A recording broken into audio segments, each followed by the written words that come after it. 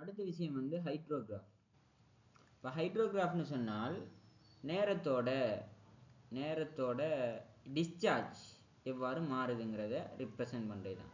நேரம் பொதுவாக மணித்தியாலத்திலேயும் ஹவர்ஸ், அதே போல் டிஸ்சார்ஜ் மீட்டர் கணம் பெர் செகண்ட் அமைப்பில் இருக்கும். அதாவது ஃப்ளோரேட் வந்து நேரத்தோட எவ்வாறு மாறுதுங்கிறத ரிப்ரசன்ட் பண்ணுற கிராஃப் தான் ஹைட்ரோகிராஃப். கவனமாகணும், ஹைட்ரோகிராஃப் பின்னுக்கு சொல்லுவேன் ஹைட்டோகிராஃப் டி வரும், இதில் வந்து டி வந்துக்குது, கவனமாகணும். சரியா? ரைட். அப்போ இதில் கட்டாக இந்த ஹைட்ரோகிராஃப் வந்து அதாவது இந்த கிராஃப் வந்து எதுக்கு வரையப்படும்னு சொன்னால், ஒரு ஸ்பெசிஃபிக் லொக்கேஷனில் எப்படி டைமோட இந்த ஃப்ளோரேட் எவ்வாறு சேஞ்ச் ஆகுது, இந்த ஃப்ளோரேட் எவ்வாறு சேஞ்ச் ஆகுது, என்ன ஒரு ஸ்பெசிஃபிக் லொக்கேஷன், ஒரு குறிப்பிட்ட இடத்துக்கு தான் இந்த கிராஃப்க்கு இருக்கும். சரியே? ரைட்.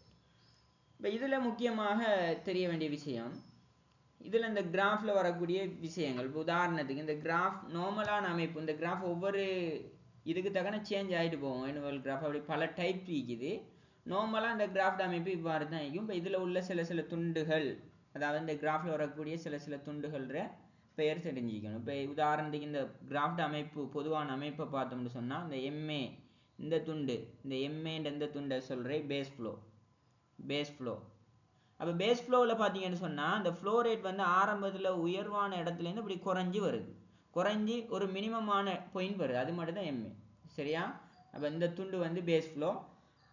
அடுத்து இந்த கீழே குறைஞ்சதுலேருந்து மரம் என்ன செய்யுது, ஃப்ளோ ரேட் கூடுது. இந்த ஏயிலேருந்து பி மட்டு இப்படி கூடிக்கிட்டு போகுது. இதை சொல்கிறது ரைசிங் லிமிட்னு சொல்கிறது. இந்த இதுகள் தெரிஞ்சுக்கிறது நல்லோம்.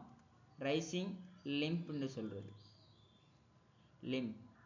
சரியா? ரைசிங் லிம்ப்னு சொல்கிறது. அதே போல் இதில் இந்த பிசின்ற பாயிண்ட் வந்து எப்படி லொக்கேட் பண்ணுவோம்னு சொன்னால், மேக்ஸிமம் ஸ்டோரேஜ் அளவு உண்டு ஒன்றிக்குமே, அந்த பாயிண்டில் மேக்ஸிமம் ஸ்டோரேஜ் அளவு உண்டு ஒன்றிக்குமே, அந்த பாயிண்ட்டை வச்சு தான் இந்த பிசின்ற பாயிண்ட்டை நம்ம லொக்கேட் பண்ணுவோம். மேக்ஸிமம் ஸ்டோரேஜ் ரைட்டா? ரைட். இப்போ இதில் இப்படி இந்த கிராஃபை பார்த்தோன்னு சொன்னால், இந்த பி இந்த இது ஆக மேக்ஸிமமான ஒரு பாயிண்ட் ஒன்று வருது. இந்த மேக்ஸிமமான வரக்கூடிய இந்த பாயிண்ட்டை பீக் ஃப்ளோ ரேட்னு சொல்லலாம். பீக்னு சொன்னால் மேக்ஸிமம் பீக் பாயிண்ட்னு சொல்லலாம். அதே போல் இந்த சிலேருந்து டி மட்டு, இது வந்து ஏலேருந்து பி மட்டு ரைசிங் லிம்ப்னு சொல்கிற மாதிரி, இது வந்து ஃபோலிங் லிம்ப்னு சொல்லலாம். அப்போ இதை சொல்லலாம் ஃபோலிங் லிம்ப்.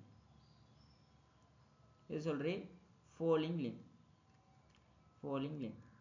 சரியா? ரைட். அதே போல் டிலேருந்து என் மட்டு பேஸ் ஃப்ளோ, அங்கால வரது பேஸ் ஃப்ளோ.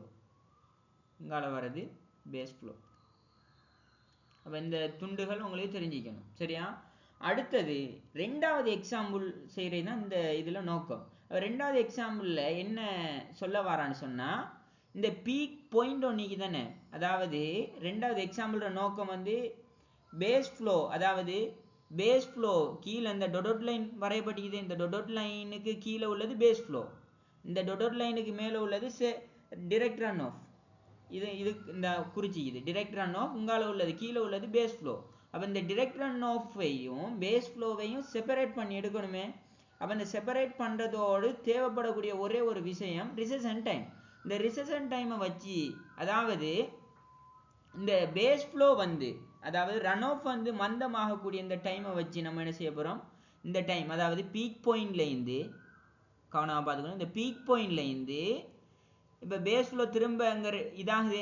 இதெல்லாம் ரன் ஆஃபோட தொடர்பட்ட விஷயம். ஏபிபிசிடி, அதாவது ஏபிபிசிடி மட்டும் இந்த ரெட் கலரை விட்டுட்டு மற்றெல்லாம் டிரெக்ட் ரன் ஆஃபோட தொடர்பட்ட பகுதி. அப்போ டிரெக்ட் ரன் ஆஃப் இந்த பாயிண்டோட மந்தமாகுது, இந்த பாயிண்டோட அதோட அளவு வந்து முடிய போகுது, டிரெக்ட் ரன் ஆஃப் அளவு முடிய போகுது.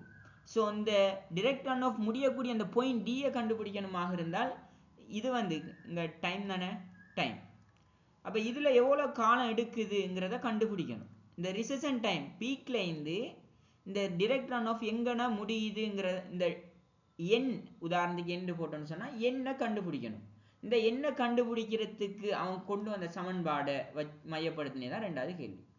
அப்போ எண்ணுங்கிறது இந்த பீக்லேருந்து இந்த direct run off மந்தமாகக்கூடிய direct run off அளவு முடியக்கூடிய பகுதியை தான் சொல்றது என்று சொல்றது recession time சொல்றது. அப்ப இங்க recession time கண்டுபிடிக்கிறது தான் ரெண்டாவது எக்ஸாம்பிள்.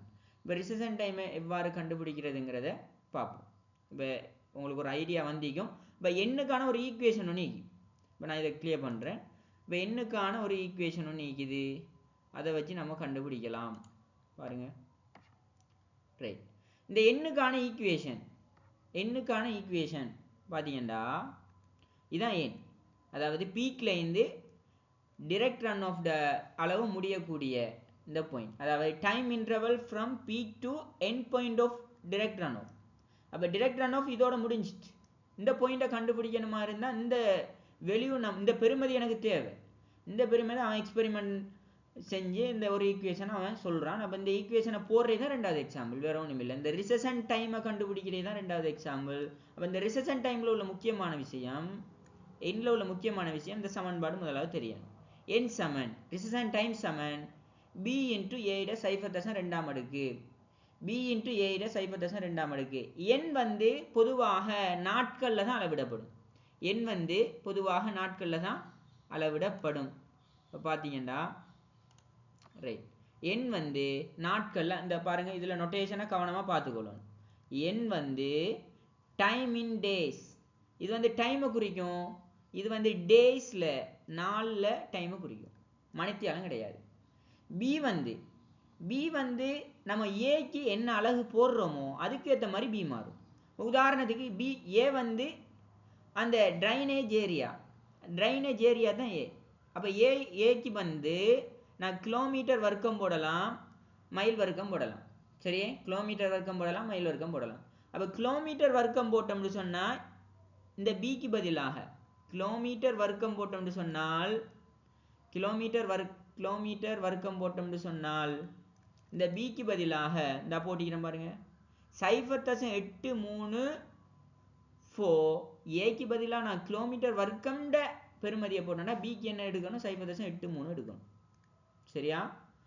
ஏக்கு பதிலாக மீட்டர் வர்க்கத்துல மைல் வர்க்கத்துல நான் பிரதியிட்டேன்னு சொன்னா பிக்கு பதிலாக 1 எடுக்கணும். அப்ப இந்த பி உங்களுக்கு பிரச்சனை இல்லை. என்னையா எந்த அலகுல நான் பிரதியிட போறேனோ அதுக்கேற்ற மாதிரி பிஏ செலக்ட் பண்ணணும். சரியா? அதான் இதுல இந்த சமன்பாடுல உள்ள விஷயங்கள். அதையும் நான் சொல்லிட்டேன். இப்ப இதை வச்சு ஒரு எக்ஸாம்பிள் ஒன்று செய்வோம். இதை வச்சு ஒரு எக்ஸாம்பிள் செய்வோம். இப்போ இதில் locate the end point of direct run off இப்போ இந்த கிராஃப் வந்து இப்படி தான் வரும்னு உங்களுக்கு விளங்கிட்டு இதில் பீக் இதுன்னு சொன்னால் இதுதான் end point of direct run ஆஃப்னு சொன்னால் இது ரெண்டுக்கு இடையிலான இந்த ரெண்டுக்கும் இடையிலான டைமை கண்டுபிடிக்கணும். அப்போ n சமன் என்ன சமன்பாடு? n சமன் இப்போ தான் சொன்னேன் b into a இட 0.2. அப்போ a அந்த ட்ரைனேஜ் ஏரியா வந்து எதா பிரதியிட போகிறோமோ அதுக்கேற்ற மாதிரி தான் பிஏ போடணும். ஏ வந்து 1500 கிலோமீட்டர் வர்க்கம்னு சொல்கிறான். அப்போ கிலோமீட்டர் வர்க்கத்தில் பிரதியிட்டால் பிக்கு பதிலாக என்ன போடணும்? 0.83 போடணும். அதான் சொன்னேன், 0.83 போடணும். ஸோ பிக்கு பதிலாக 0.83 தர ஏக்கு பதிலாக 1500 0.2 இதை சுருக்குனா ஒரு ஆன்சர் ஒன்று வரும், 3.58 வரும்.